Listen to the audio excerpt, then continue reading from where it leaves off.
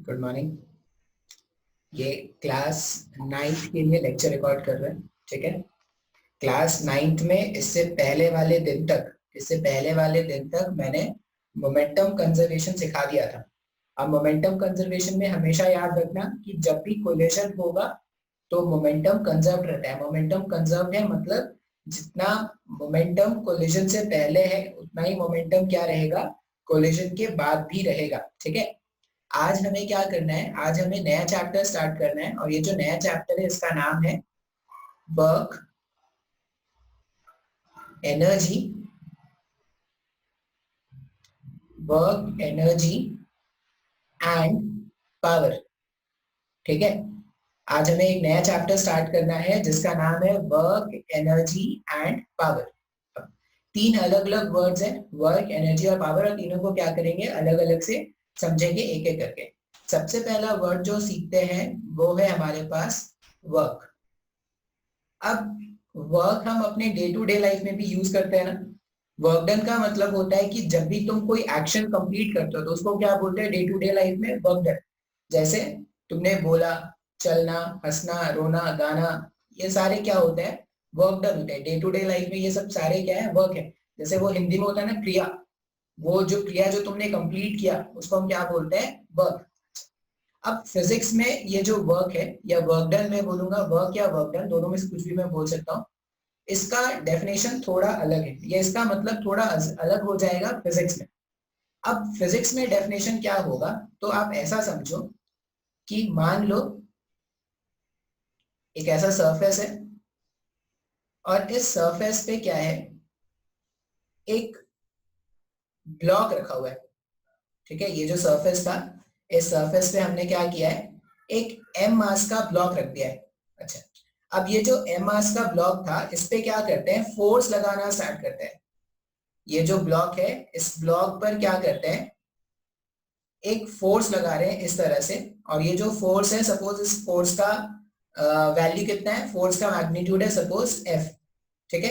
अच्छा, अब इस फोर्स के कारण, ये जो फोर्स आपने अप्लाई किया है, इस फोर्स के कारण क्या होगा, इस ब्लॉक के पास एक्सेलरेशन आएगा क्या, और ब्लॉक के पास जैसे ही एक्सेलरेशन आएगा फोर्स के कारण, इसका मतलब ब्लॉक के का जो स्पीड है वो चेंज होना स्टार्ट हो जाएगा। ब्लॉक का स्पीड चेंज होना स्टार्ट हो जाएगा, इसका मतलब ये जो ब्लॉक है वो क्या करेगा, इस तरह से डिस्प्लेस करना स्टार्ट करेगा क्या, ऐसे। मान लो ये ब्लॉक अभी यहाँ पे था, कुछ टाइम के बाद मैंने देखा कि ये जो ब्लॉक है, ये ब्लॉक क्या कर रहा है, ब्लॉक मूव करके यहाँ कहीं पर आ गया। ये जो सेम ब्लॉक था वो मूव करके यहाँ कहीं पर आ गया। अब अगर ब्लॉक जो है वो मूव करके यहाँ कहीं पर आ गया, इसका मतलब क्या हो गया, ब्लॉक जो था यहाँ पे इसका सेंटर पहले था, अभी ब्लॉक का सेंटर यहाँ पर है। तो ये जो ब्लॉक है वो कुछ तो एस डिस्प्लेसमेंट कवर कर चुका है क्या, बिकॉज ऑफ दिस फोर्स। जैसे ही मैंने ये फोर्स अप्लाई किया, फोर्स के कारण इसमें एक्सेलरेशन प्रोड्यूस हुआ, और उस एक्सेलरेशन के कारण ये क्या कर रहा है, कुछ डिस्प्लेसमेंट कवर कर रहा है। अब फोर्स क्या है, फोर्स एक वेक्टर क्वांटिटी है, और ये जो डिस्प्लेसमेंट है, डिस्प्लेसमेंट भी क्या होता है, डिस्प्लेसमेंट को भी अगर मैं एक स्ट्रेट लाइन से दिखाऊं, ये जो डिस्प्लेसमेंट है सेंटर टू सेंटर ज्वाइन करने वाला लाइन, ये जो लाइन है ये डिस्प्लेसमेंट था। अच्छा, अब फोर्स और डिस्प्लेसमेंट के बीच में एक एंगल बन रहा है क्या, force vector, force is a vector quantity. Vector क्या होता है, वेक्टर क्वांटिटीज अभी ऐसे क्वांटिटीज होते हैं जिनका मैग्नीट्यूड और डायरेक्शन दोनों होता है, बस अभी इतना याद रख लेते हैं। तो फोर्स के पास मैग्नीट्यूड भी और डायरेक्शन भी है, उसी तरह डिस्प्लेसमेंट के पास भी मैग्नीट्यूड और डायरेक्शन दोनों है। अब अगर आप ध्यान से देखोगे तो फोर्स और डिस्प्लेसमेंट दोनों के बीच में क्या बन रहा है, एक एंगल बन रहा है थीटा। अब फिजिक्स में वर्क डन को डिफाइन कैसे करते हैं, फिजिक्स में वर्क डन का डेफिनेशन होता है work done equals to F into S into cos theta. Physics में जब भी मुझे वर्क डन डिफाइन करना है तो वर्क डन को क्या लिखेंगे, force into displacement into angle between them, angle between them का कॉस थीटा। अब बोलोगे सर ये कॉस थीटा क्या होता है, ये तो हम जानते नहीं। तो कॉस थीटा पहले क्या करते हैं ना, पहले कॉस थीटा क्या होता है यही समझा देते हैं। कॉस थीटा लिखने के लिए, ये मैथ्स का पार्ट है, वैसा क्या करते हैं ना, एक राइट एंगल ट्राइंगल ड्रॉ करते हैं। ये वैसे मैथ्स में सीखना होता है। अभी कॉस थीटा का हमें जरूरत है, इसलिए क्या करें, सिर्फ एक वैल्यू सीख ले रहे हैं कॉस थीटा का मतलब क्या होता है।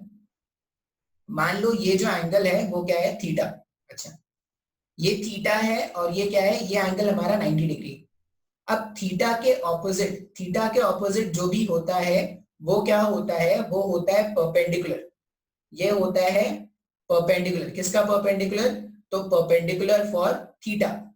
ठीक है, थीटा का परपेंडिकुलर है ये, एंगल के सामने जो भी होता है वो एंगल का परपेंडिकुलर होता है।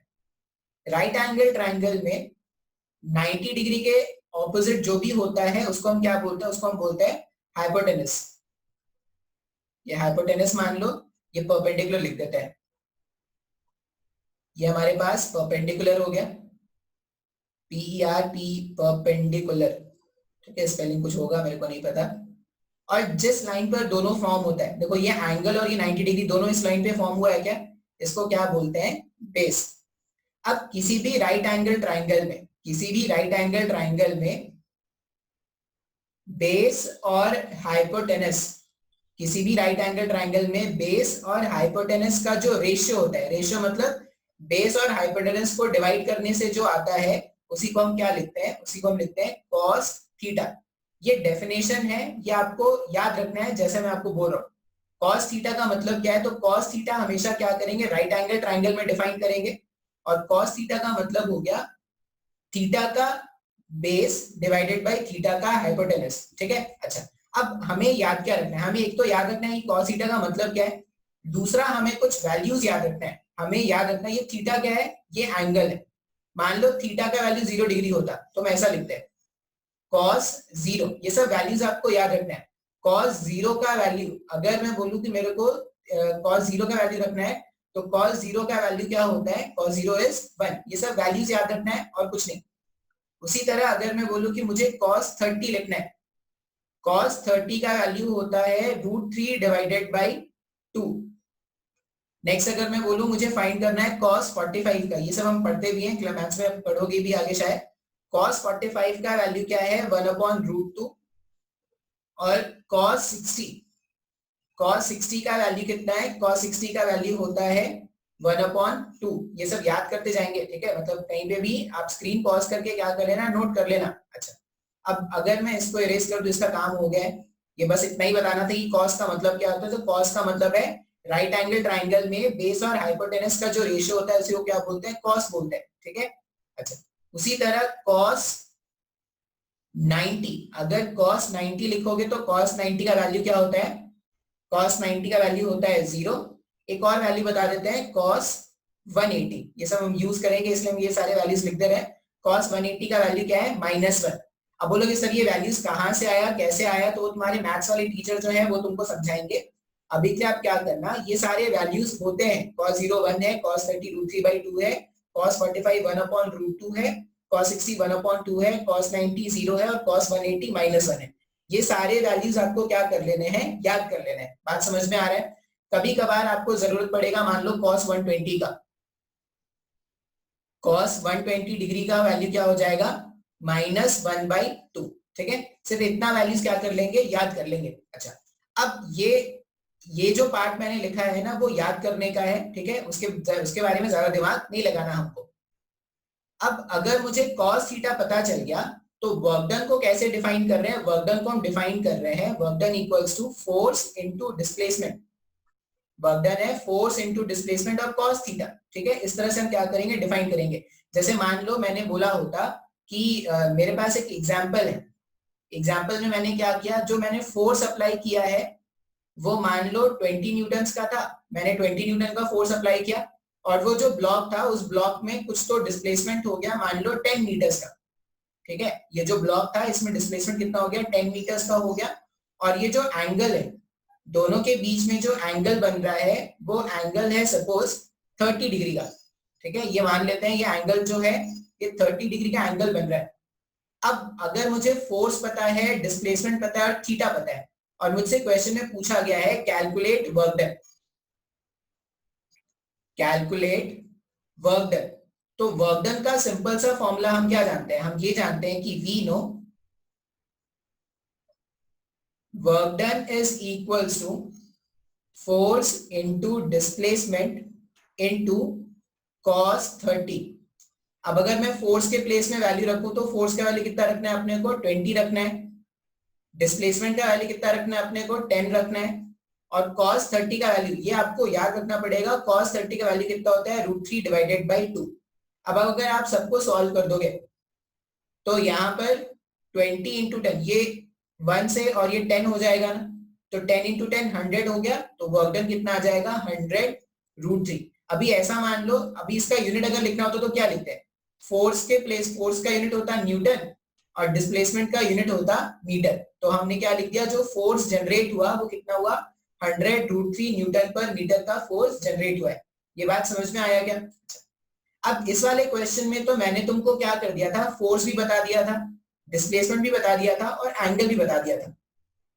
अब क्वेश्चन अगर मैं थोड़ा अच्छे लेवल का क्वेश्चन ले जाऊं, आपको बस ये याद रखना है, कभी भी अगर कोई पूछे कि वर्क डन, तो वर्क डन का मतलब होगा force into displacement into cos theta.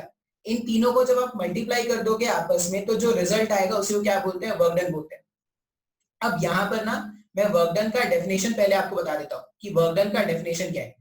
तो वर्क डन को डिफाइन कैसे करेंगे, आज के बाद से कभी भी अगर वर्क डन डिफाइन करना है तो वर्क डन को आप ऐसा लिखना, whenever a force is applied, whenever a force is applied on an object, whenever a force is applied on an object and the force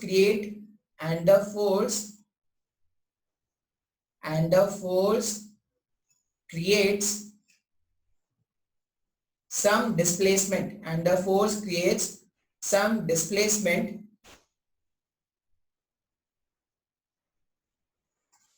then work is defined as,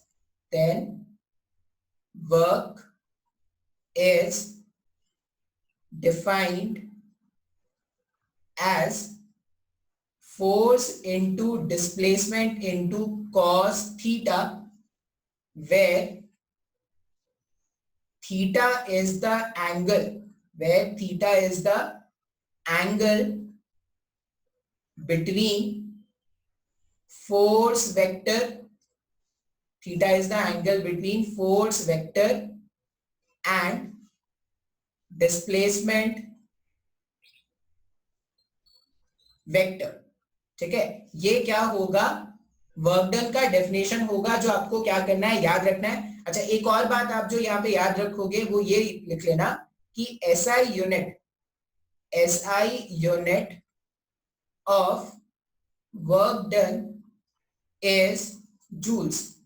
अब ये joules का मतलब क्या होता है ना, ये थोड़ी देर बाद में समझेंगे। On the name of the scientist ये जूल होता है। जैसे वहां पे लिखा था ना वर्क डन को क्या लिखा था, न्यूटन इंटू मीटर लिखा था ना, इसी न्यूटन इंटू मीटर को क्या बोलते हैं, जूल्स भी बोलते हैं। ठीक है, तो ये जूल्स का डेफिनेशन मैं आपको समझा दूंगा अलग से ये क्या होता है। अभी के लिए बस इतना समझ लो कि कभी भी अगर मुझे वर्क डन कैलकुलेट करना है किसी फोर्स का, तो हम क्या करेंगे, force into displacement into cos theta कर देंगे, उससे मुझे क्या मिल जाएगा, वर्क डन मिल जाएगा। ठीक है, अच्छा अब यहां पर सबसे पहले हम बात कर लेते हैं टाइप्स ऑफ वर्क डन के। हम बात कर रहे हैं टाइप्स ऑफ वर्क डन। अब टाइप्स ऑफ वर्क डन का मतलब क्या है, बेसिकली 3 तरह का वर्क डन होगा। ठीक है, पहला टाइप ऑफ वर्क डन होता है पॉजिटिव वर्क डन। पहला टाइप का मतलब क्या लिख रहे हैं, पॉजिटिव वर्क डन। अब पॉजिटिव वर्क डन क्या होगा, पॉजिटिव वर्क डन का मतलब है, आप ऐसा समझो, हमने वर्क डन का डेफिनेशन क्या लिखा था, वर्क डन जो था वो फोर्स था इनटू डिस्प्लेसमेंट था इनटू कॉस थीटा, ऐसा ही कुछ था ना। अच्छा, याद रखना कि अगर ये थीटा, ये जो थीटा है फोर्स और डिस्प्लेसमेंट के बीच का जो एंगल है, अगर ये थीटा 0 से लेकर 90 एंगल के बीच में, 0 से 90 के बीच में है, मतलब क्या हो गया, थीटा इज अक्यूट एंगल। कभी भी अगर ऐसा मेंशन हो कि थीटा जो है वो क्या है, अक्यूट है, अगर थीटा अक्यूट एंगल है, उस केस में क्या होता है, कॉस थीटा का वैल्यू पॉजिटिव होता है। कॉस थीटा का वैल्यू जो भी होगा वो पॉजिटिव होगा। जैसे आपने कॉस 90 देखा, सॉरी कॉस 0 देखा, कॉस 30 देखा, कॉस 60 देखा, कॉस 45 देखा, ये सब वैल्यूज हमारे पास आए थे क्या?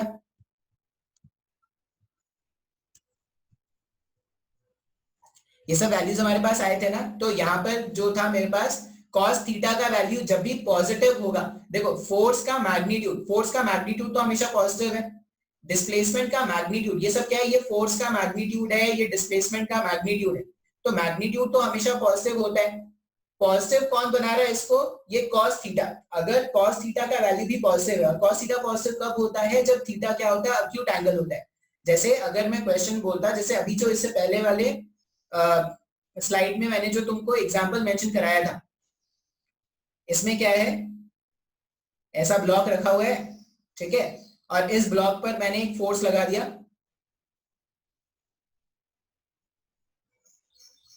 और उसके कारण इसमें डिस्प्लेसमेंट हो रहा है कुछ इस साइड का, ऐसा।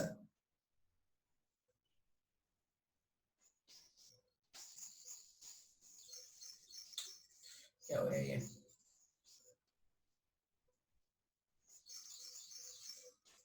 मान लो इसमें जो डिस्प्लेसमेंट हुआ वो कुछ तो डिस्प्लेसमेंट इसमें एस अमाउंट का हुआ। अब अगर आप इस वाले डायग्राम पे ध्यान से देखोगे ना, तो देखो फोर्स और डिस्प्लेसमेंट के बीच में जो एंगल बन रहा है वो अक्यूट एंगल बन रहा है क्या? तो जब भी फोर्स और डिस्प्लेसमेंट के बीच का एंगल अक्यूट बनेगा, अक्यूट मतलब 0 से 90 के बीच में बनेगा, तो cos थीटा पॉजिटिव है। अगर cos थीटा पॉजिटिव है तो वर्क डन भी क्या होगा? Work done will also be positive. Work done will also be positive. अब पॉजिटिव वर्क डन में हमेशा याद रखना, if work done by a force is positive, if work done by a force, ये याद रखना है, नोट याद रखना है अपने को, if work done by a force is positive,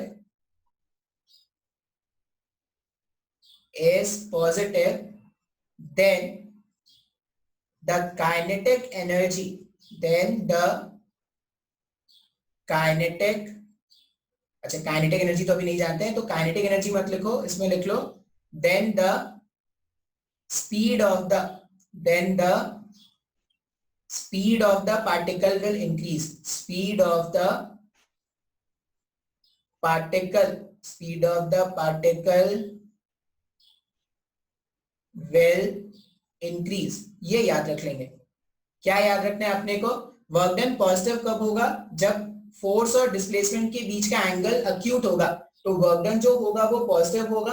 और पॉजिटिव वर्क डन में क्या होता है, तो पार्टिकल का जो स्पीड है वो इंक्रीज होता जाता है, ठीक है। अब मान लो इसमें एक सिंपल सा क्वेश्चन करके देखते हैं। नेक्स्ट में देखते हैं नेगेटिव वर्क डन, ठीक है।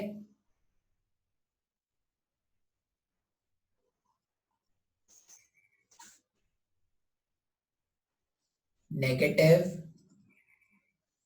Work done, positive work done का हमेशा याद रखना कि जब भी एंगल क्या बने, अक्यूट एंगल बनेगा, तो जो वर्क डन होगा वो क्या होगा? हमेशा पॉजिटिव होगा, ठीक है। अब नेगेटिव वर्क डन समझते हैं। नेगेटिव वर्क डन का मतलब क्या है? नेगेटिव वर्क डन के लिए क्या करते हैं, मान लो एक सरफेस इमेजिन करो वापस से, और ये जो सरफेस है वो कैसा है? रफ है। एक सरफेस इमेजिन करते हैं और ये जो सरफेस हमने इमेजिन किया है वो सरफेस कैसा है? रफ। और इस रफ सरफेस में क्या करते हैं, एक ब्लॉक ऐसे रख देते हैं,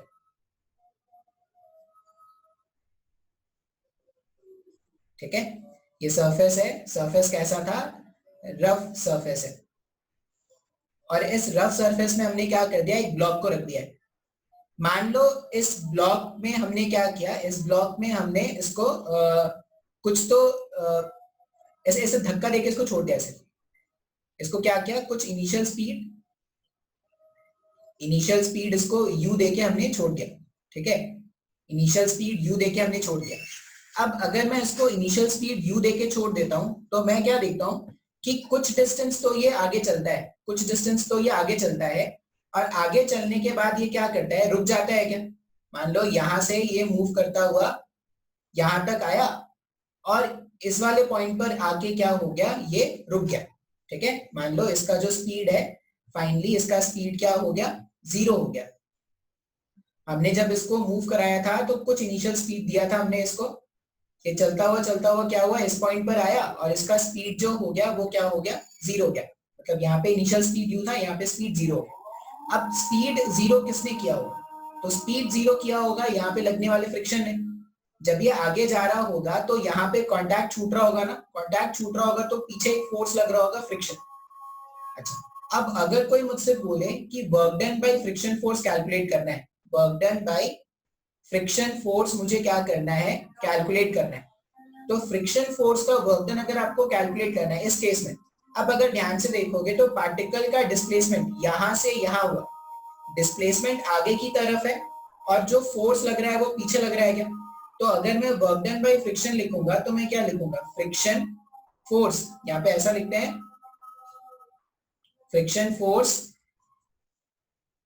फ्रिक्शन फोर्स का वर्क डन लिख रहे हैं तो ऐसा लिख देते हैं फोर्स फ्रिक्शन, ठीक है, into displacement, into displacement into. अच्छा, अब अगर देखोगे तो फ्रिक्शन फोर्स और डिस्प्लेसमेंट के बीच में जो एंगल बन रहा है वो 180 डिग्री का एंगल बन रहा है क्या।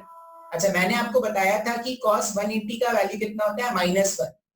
तो यहाँ पर वर्क डन बाय फ्रिक्शन जो होगा, वर्क डन बाय फ्रिक्शन जो होगा वो क्या हो जाएगा, नेगेटिव हो जाएगा क्या।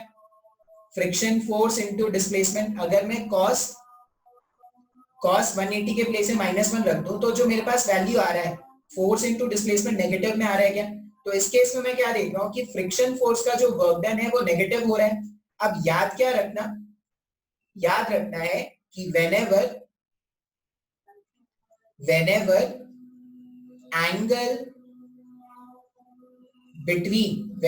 angle between force and displacement, whenever angle between force and displacement is obtuse, obtuse का मतलब 90 डिग्री से ज्यादा और 180 से कम, ठीक है। whenever angle between force and displacement is obtuse, तो ऐसा ले लेते हैं 0 थीटा, यहाँ पे लेस देन इक्वल टू 180, क्योंकि 180 पे भी हम कंसिडर कर रहे हैं, ठीक है। when theta is obtuse, then the whenever angle between force and displacement is obtuse, the work done is negative, work done जो होगा वो क्या हो जाएगा, नेगेटिव हो जाएगा। जब थीटा अक्यूट था तो वर्क डन पॉजिटिव आ रहा था, जब थीटा ऑब्ट्यूज होगा तो वर्क डन क्या हो जाएगा, नेगेटिव हो जाएगा। सिंपल सा लैंग्वेज में आपको ये याद रखना है, जब भी फोर्स और डिस्प्लेसमेंट के बीच में एंगल अक्यूट है वर्क डन पॉजिटिव है, और जब फोर्स और डिस्प्लेसमेंट के बीच का एंगल ऑब्ट्यूज है तो वर्क डन क्या होगा, नेगेटिव होगा। एक और बात आप याद रखना है, यहाँ पर ये नोट है, बहुत ही इंपॉर्टेंट नोट है। अब ये नोट कहाँ पे लिखें, तो इस वाले नोट को मैं रब कर दे रहा हूँ। अब क्या करना है, इसको स्क्रीन पॉज करके लिख लेना। नेक्स्ट नोट जो यहाँ पर इंपॉर्टेंट है, मैंने आपको वहां पे भी लिखाया था, जब वर्क डन पॉजिटिव होता है तो speed of the particle increase होता है ना। यहाँ पे याद रखना, when work done by a force is negative, when work done by the force, when work done by the force is negative, the speed of the particle, the speed of the particle will decrease। ये याद रखना है अपने को। क्या याद रखना है, जब फोर्स का वर्क डन पॉजिटिव है तो स्पीड इंक्रीज करता है, और जब वर्क डन नेगेटिव है तो फोर्स स्पीड क्या होता है, डिक्रीज होता है। देखो यहाँ पर कुछ इनिशियल स्पीड था, फाइनली स्पीड डिक्रीज हो गया, क्या बात समझ में आ रहा है। तो हम क्या करेंगे, इस तरह से पॉजिटिव वर्क डन और नेगेटिव वर्क डन याद रखेंगे। अच्छा, इसी तरह से एक और होता है हमारे पास जीरो वर्क डन। अब ये जीरो वर्क डन का मतलब क्या है, मान लो मैं ऐसा बोल रहा हूं कि when the angle, zero work done कब होगा, when the angle between, when the angle between the force vector and displacement vector, force vector and displacement vector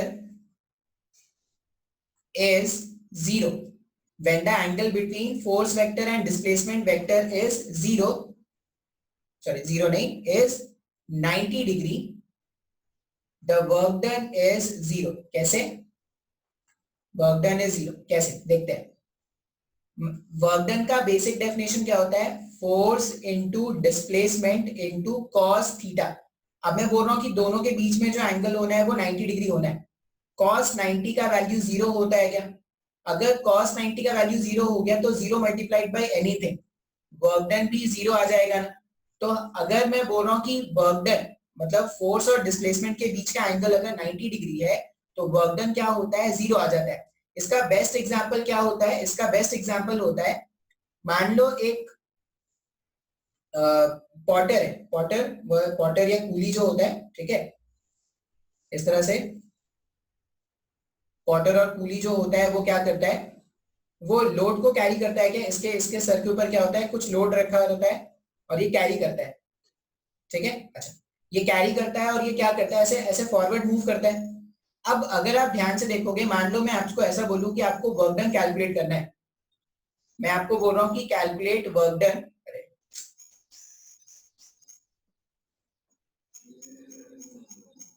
अगर मैं आपको बोलूं कि मुझे वर्क डन कैलकुलेट करना है, किसका, वेट फोर्स का, जो वुडन ब्लॉक है या जो ब्लॉक है जो ये पॉटर कैरी कर रहा है, इसका अगर मैं वेट दिखाऊं तो इसका वेट जो है वो क्या है, नीचे के डायरेक्शन में, ऐसा लग रहा होगा।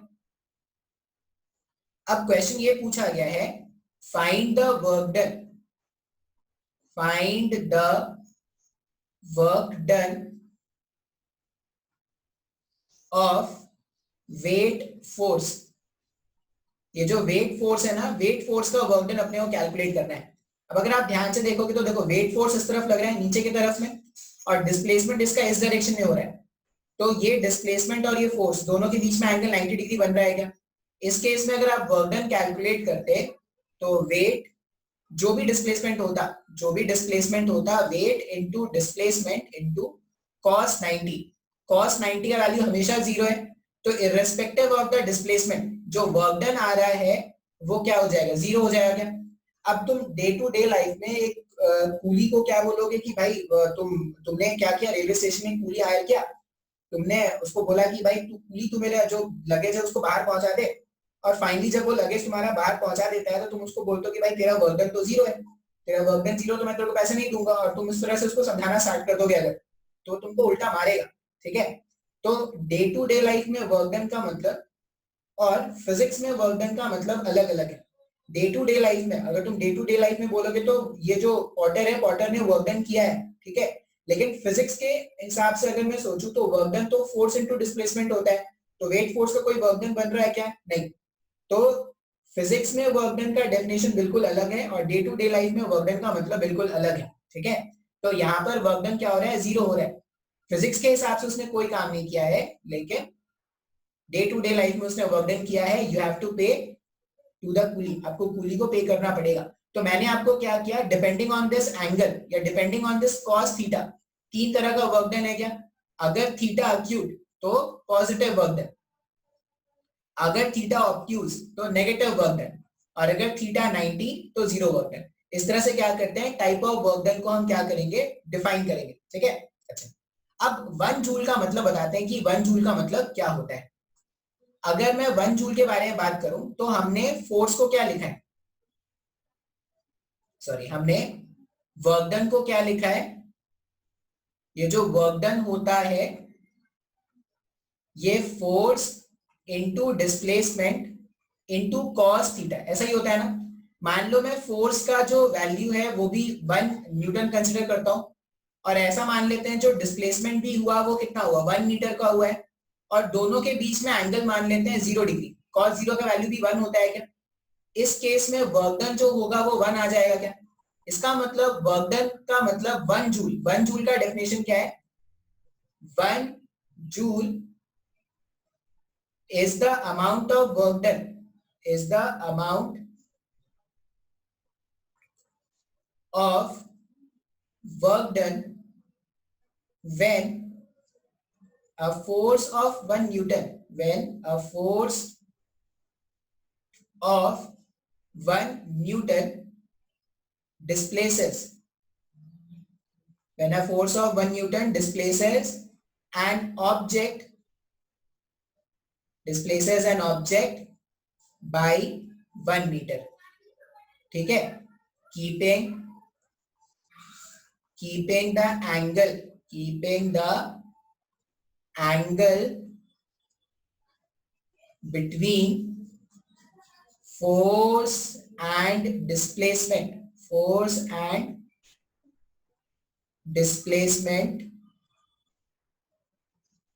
0 डिग्री। ठीक है, ये 1 जूल का डेफिनेशन है। अगर मैंने किसी पार्टिकल पर 1 न्यूटन का फोर्स लगाया और उसका डिस्प्लेसमेंट 1 मीटर हुआ, ठीक है, keeping the angle between them 0 degree, तो जो वर्क डन होगा वो कितना होगा, 1 जूल का होगा। ठीक है, तो आज के लेक्चर में इतना ही रहने देते हैं। अभी इसमें कुछ क्वेश्चंस भी करेंगे, जो क्या करेंगे अगले लेक्चर में हम देखेंगे कि इसमें क्वेश्चंस कैसे सॉल्व करते हैं। आज तो मैंने बस तुमको बेसिक डेफिनेशंस बताया है।